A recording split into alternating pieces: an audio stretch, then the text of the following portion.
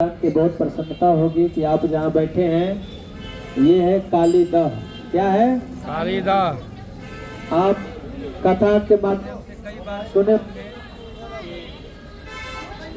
भगवान अपने ग्वाल मित्रों के साथ यमुना के तट पर प्रतिदिन खेल खेलते थे।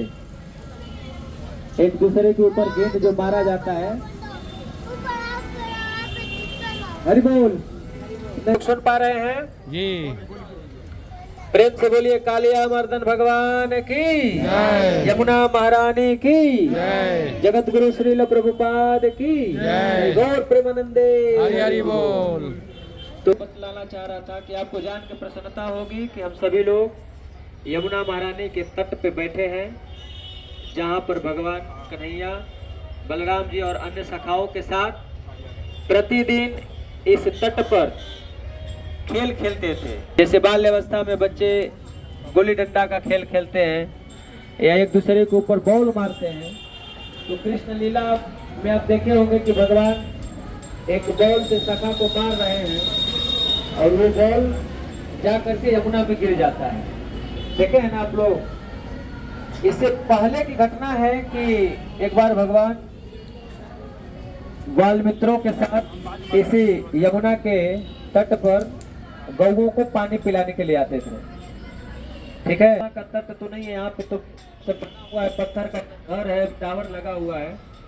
तो कालांतर के हिसाब से काल के प्रभाव से यमुना माली है, नहीं तो सतयुग का है। सबका है, इसमें अमृत गिरा हुआ है। क्या गिरा है? इसमें गरुड़ जी एक बार अमृत, उसमें 2 का गुणा करेंगे तो द्वापर का आएगा, उसमें 3 का गुणा करेंगे तो त्रेता का, 4 का गुणा करेंगे तो सतयुग का। अब इस वृक्ष पर आप मिला सकते हैं कि पुराना वृक्ष है। ठीक है, और ये यही भाग्यशाली है।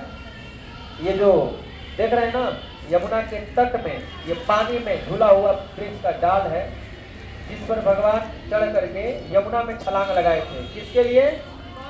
बॉल के लिए, गेंद के लिए। लेकिन उसके पीछे का बहुत सुंदर कारण था। कारण क्या था कि इसको यमुना का हर्द बोला जाता था। कुछ पानी का बहाव होता है और कुछ पॉइंट होता है जहाँ पानी ठहरा हुआ होता है, एकदम शीतल जल सुंदर, जहाँ लोग कुछ पानी पी लेते हैं, है ना।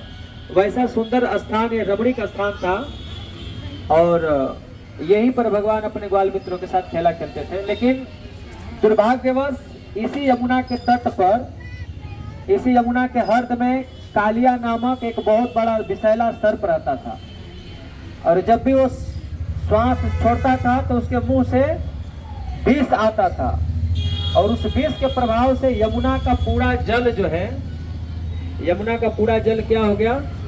दूषित हो गया, दूषित हो गया, विषमय हो गया। अब भगवान गौचारण के लिए जब भी आते यहाँ, जब गायें एक बार पानी पी ली थी तो सारे गैया क्या हो गई? मर गई, सारे ग्वाल बाल मर गए ये पानी पी करके। लेकिन भगवान ने अपने कृपा दृष्टि से सभी को जीवित, लेकिन उन्होंने विचार किया कि इतना सुंदर रमणीक स्थान को ये कालिया ने दूषित कर रखा है, अब उसको यहाँ से भगाना चाहिए, है ना। उसके विष का प्रभाव इतना खतरनाक था कि कोई पक्षी भी, आसमान मार्ग से कोई पक्षी अगर उड़ती थी तो भी झुलस के गिर जाती थी।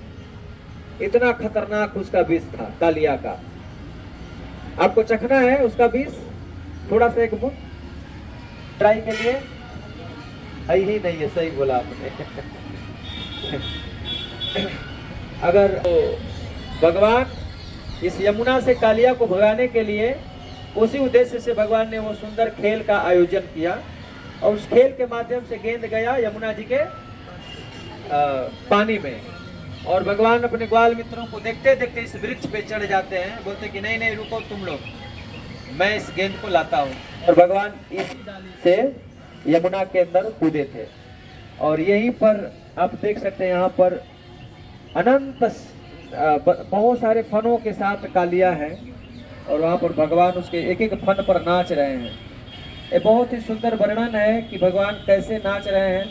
कालिया जैसे ही उसके अनेक फन है, एक फन वाला नहीं था, अनेक फन।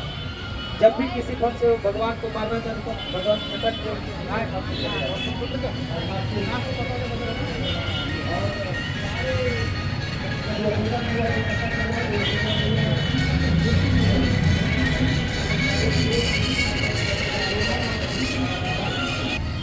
जैसे पानी में भाप, गर्म पानी में भाप होता है ना, वैसे यमुना के जल से भाप